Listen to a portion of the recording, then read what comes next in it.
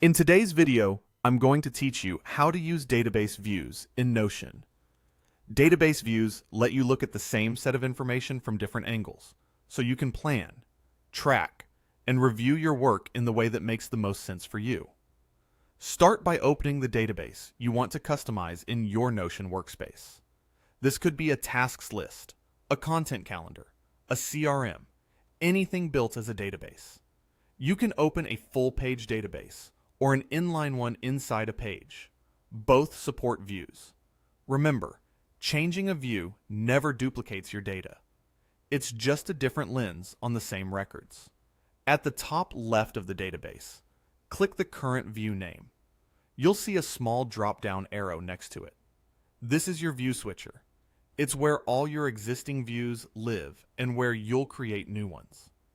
If you've only used the default view so far, this is a great place to start exploring.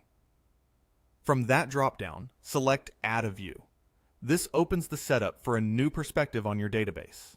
You're not altering the data itself, only how it's displayed, so feel free to experiment.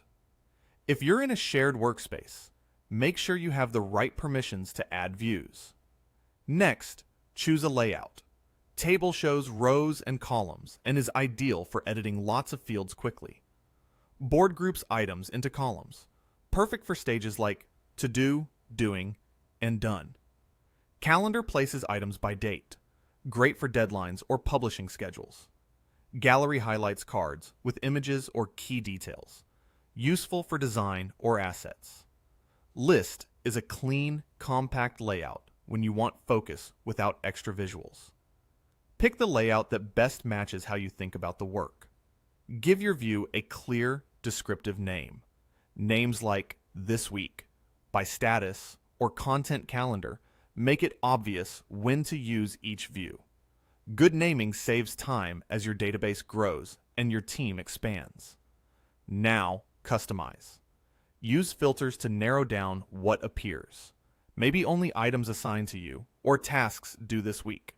Apply sorting to control the order, such as sorting by priority or due date. Use grouping to cluster items by status, owner, or any property that helps you see patterns.